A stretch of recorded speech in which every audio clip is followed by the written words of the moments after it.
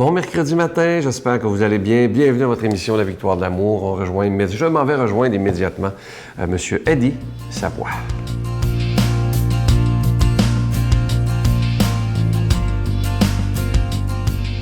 Je suis en compagnie de M. Savoie. Bonjour, M. Savoie. Bonjour, M. Sylvain. La semaine dernière, on a parlé un peu du même sujet, mais j'aimerais qu'on le développe parce que c'est un sujet qui est très, très large. On sait que la population vieillit de plus en plus. Bon, moi, j'ai 48 ans, dans une vingtaine, 25-30 ans, ça va être à mon tour d'être dans le bel âge. Et il y a beaucoup de gens de mon âge, et même les plus jeunes, qui sont inquiets pour cet avenir-là en disant « Qu'est-ce qui va nous arriver, nous autres? » Parce que déjà, on sent qu'il manque d'argent dans les gouvernements.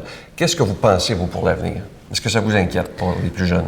Bien assurément que c'est très, très inquiétant. Puis je pense quand même, pour les gens qui sont rendus à 75-80, je vois pas tellement de problématiques. Mais je regarde les gens qui ont 40, 45, 50 ans. Quand on dit aujourd'hui 43 puis là, près de 44 du budget provincial passe aux soins et services. Puis à tous les jours, on entend dire on ferme des lits d'hôpitaux. Puis on est conscient que si on continue comme ça, dans 15-16 ans, ça va être 65 à 67 du budget. Juste pour la santé. Provincial qui va y passer. Qu'est-ce qui va rester pour les infrastructures puis l'éducation? Fait que c'est très inquiétant. C'est un peu pour ça que je pense quand même qu'à un moment donné, il va falloir, dans nos gouvernements, qu'on se penche puis dire, avec les sous qu'on a, qu'est-ce qu'on peut faire de mieux? Hein? La contribution du privé. La contribution du privé, c'est pas un paquet de gestionnaires puis d'administrateurs qui sont là, puis l'autre administre, puis on prend d'autres personnes pour surveiller ces personnes-là. Dans le privé, s'ils vont chercher 15 à 20 d'économie, imaginez-vous ce que ça peut faire dans le système. Moi, j'ai vécu quand même une expérience, je pense que tout le monde le sait. J'ai fait le premier partenariat privé-public en santé. On économise au gouvernement sur 25 ans 98 millions. Ça veut dire 4 millions par année, strictement pour donner le service à 200 personnes dans un CHSLD. Pensez-y, 4 millions. Hein, la contribution quand même des médecins, comme là, qui commencent à faire, de confier quand même aux gens qui sont dans les pharmacies, renouveler les prescriptions, ça va laisser du temps à nos médecins. Hein? Nos médecins en confient un peu plus aux infirmières diplômées. Nos infirmières diplômées en confient un peu plus aux infirmières auxiliaires. Les infirmières auxiliaires n'en laisser un peu plus au PAB. Fait qu'imaginez-vous, là, tous les gens quand même de haut niveau, tout ce qu'ils vont aller chercher, puis l'économie. On ne sera plus quand même en train de penser à dire qu'est-ce qu'on va faire. Confier quand même des bains, des piqûres qui peuvent être données dans les résidences, qui vont donner ça entre 12 et 15 $ au lieu que ça en coûte 90 au gouvernement. Des solutions, il y en a. Il y en a toujours. Mais pas toujours avec les actuaires, avec des gestionnaires. Merci, M. Savoie. Plaisir. Notre Père qui es aux cieux, que ton nom soit sanctifié, que ton règne vienne, que ta volonté soit faite sur la terre comme au ciel. Donne-nous aujourd'hui notre pain de ce jour. Pardonne-nous nos offenses, comme nous pardonnons à ceux qui nous ont offensés. Ne nous laisse pas entrer en tentation, mais délivre-nous du mal, car c'est à toi qu'appartient le règne, la puissance et la gloire, pour les siècles des siècles. Amen. Je suis tellement content de vous parler de ce beau cadeau du mois pour le mois d'août. C'est vraiment un beau bijou, un collier qui a été fait sur mesure à la demande de la Victoire de l'amour. Vous n'en trouverez jamais un pareil. C'est en hommage au Saint-Pape, le Saint-Pape Jean XXIII et Saint Jean-Paul II. C'est un collier qui est avec des grains d'hématite et les plaqués argent. Vous avez deux belles petites médailles de Saint Jean-Paul II et Saint Jean XXIII et une petite croix au milieu. Évidemment, ce collier, il est déjà béni et je vous redis que vous ne le retrouverez jamais en magasin. Il a été fait sur mesure pour la Victoire de l'amour. Alors, je vous remercie de tout cœur de votre don en cette période d'été. Je vous rappelle que c'est avec un don de 25 $ et si vous en voulez deux, avec un don de 40 $ parce que comme vous le voyez bien à l'écran, il est magnifique. Je pense que c'est un des plus beaux colliers de toute l'histoire de la Victoire de l'amour.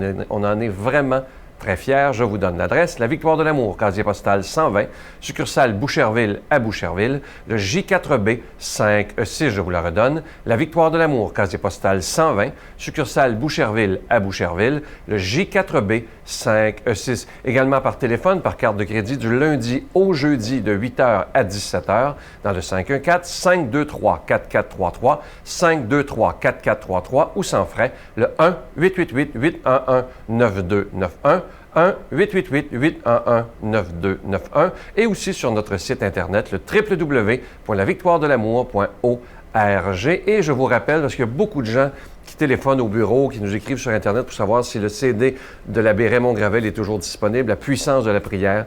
Oui, il est toujours disponible. C'est un beau testament spirituel que Raymond nous laisse.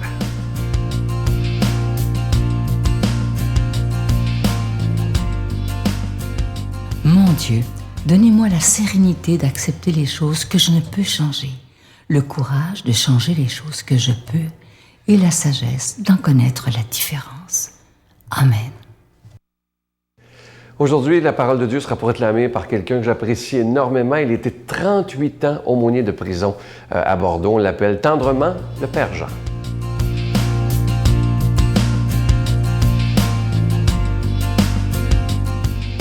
Bonjour.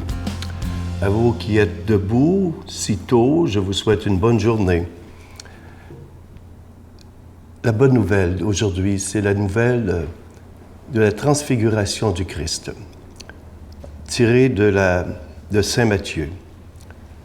Jésus prend avec lui Pierre, Jacques et Jean, son frère, et les amène à l'écart, sur une haute montagne. Il fut transfiguré devant eux. Son visage devint brillant comme le soleil et ses vêtements blancs comme la lumière. Voici que leur apparurent Moïse et Élie et qui s'entretenaient avec lui. Pierre alors prit la parole et dit à Jésus, « Seigneur, il est heureux que nous soyons ici. Si tu le veux, je vais dresser ici 3 tentes, une pour toi, une pour Moïse et une pour Élie. » Il parlait encore lorsqu'une nuée lumineuse les couvrit de son ombre. Et de la nuée, une voix disait, « Celui-ci est mon Fils bien-aimé, en qui j'ai mis tout mon amour. Écoutez-le. » Entendant cela, les disciples tombèrent la face contre terre et furent saisis d'une grande frayeur. Jésus s'approcha, les toucha et leur dit, « Relevez-vous et n'ayez pas peur. » Levant les yeux, ils ne virent plus que lui, Jésus seul. En descendant de la montagne, Jésus leur donna cet ordre, « Ne parlez à personne de cette vision, avant que le Fils de l'homme soit ressuscité d'entre les morts. » La transfiguration. Jésus va avec 3 de ses disciples sur une haute montagne pour être transfiguré. C'est quoi être transfiguré? Si vous allez dans le dictionnaire Larousse, vous allez voir que être transfiguré, c'est changer de figure extérieure, de changer d'apparence extérieure. Vous savez, la transfiguration, la vie, nous autres aussi, des fois dans nos vies. Regardez un couple qui est follement amoureux. L'amour transfigure les êtres. J'ai vu aussi des alcooliques, des personnes alcooliques, polytoxicomanes, qui finalement ont été transfigurés par la grâce en ayant sorti de leur prison intérieure. Vous savez, il arrive aussi que dans des temps de silence, dans des temps d'amour, dans des temps de prière, nous vivions des transfigurations par cette prière, par ce silence. Même des fois en écoutant de la musique, on est transfiguré. Tous ces moments-là sont des moments de grâce, de pur bonheur.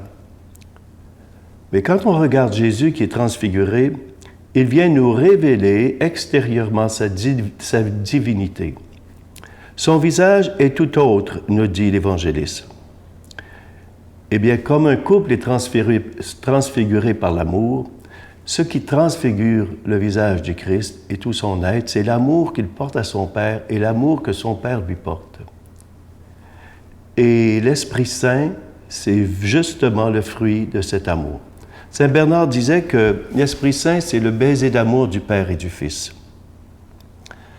Après ce moment de grâce, de pur bonheur, Jésus doit redescendre de la montagne pour affronter le terrible quotidien, et dans son cas, ce sera son agonie, sa passion, son arrestation, puis sa crucifixion. Comme Jésus, après des moments de pur bonheur, de grâce que nous vivons, nous devons aussi, nous autres, revenir sur le terrain des vaches pour affronter le quotidien de nos vies. Nos moments de peine, nos moments de bonheur, nos moments de joie.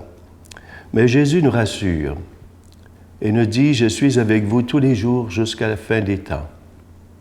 Mes amis, je pense qu'on doit se laisser transfigurer par ce regard d'amour, ce regard de tendresse, ce regard de compassion de Jésus pour chacun et chacune de nous. Ce regard d'amour et de compassion, il l'a eu pour Pierre qui l'avait renié 3 fois. Et lorsque Pierre a vu Jésus sortir du palais de justice et qu'il a porté sur lui un regard, cet regard-là n'était pas un regard de reproche, mais c'est un regard d'amour. Il a eu ce regard de compassion et de tendresse pour la femme adultère qu'on voulait lapider. Mais voilà que Jésus lui a demandé « Est-ce que quelqu'un t'a condamné? » Et la femme a dit « Non, personne ne m'a condamné, Seigneur. » Mais il lui dit « Moi aussi, je ne te condamne pas.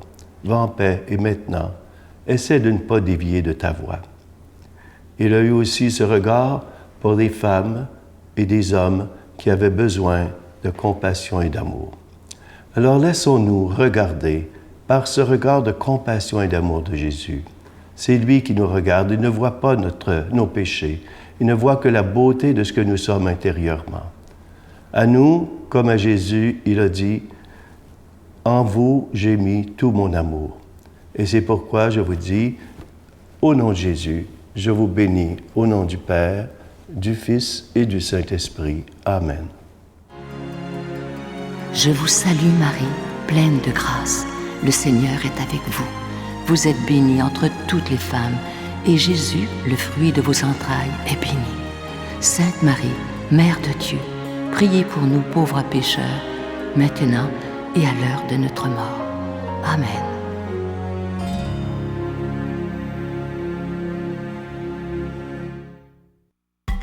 Que tes îles sont belles, Seigneur. Venez vivre une semaine de réflexion spirituelle remplie d'amour et de paix, dans une ambiance fraternelle. Pour une 20e année consécutive, la Victoire de l'amour, en collaboration avec Voyage Intermission, vous invite à son ressourcement annuel à bord du Celebrity Reflection du 10 au 17 janvier 2015. Au départ de Miami, nous ferons escale à Puerto Rico, Saint-Thomas et Saint-Martin, en compagnie de Sœur Angèle, Sylvain Charon et la présence exceptionnelle de l'abbé Robert Jolicoeur. Réservation avec Voyage Intermission au 514-288-6077 ou sans frais au 1-800-465-3255. Vous savez qu'il y a une étude qui a été faite sur les 5 plus grands regrets de la vie lorsque des gens sont à l'article de la mort. Écoutez bien, et ça fait réfléchir. Le premier, j'aurais aimé avoir le courage de vivre ma vie selon mes valeurs et non celles des autres. Deuxième, j'aurais aimé ne pas avoir à travailler autant. 3, j'aurais aimé avoir le courage de plus exprimer mes sentiments à ceux que j'aime. Le 4e, j'aurais aimé garder contact avec mes amis. Et le dernier, j'aurais aimé me donner une chance d'être plus heureux. Bonne journée. Bye. Alors, je suis retourné dans sa cellule. Il était en protection. Et le drap avec lequel il était à briller 45 minutes avant, il avait déjà tout découpé, tout tressé, puis la corde était accrochée au plafond. Alors, quand j'ai vu ça, j'ai ramassé une bonne claque sur l'épaule. J'ai dit « Qu'est-ce que tu fais là? » Puis il m'a dit « Mon père, laissez-moi faire. » J'ai dit « J'ai pas le droit. » La Victoire de l'amour remercie de tout cœur les Résidences Soleil de leur accueil si chaleureux.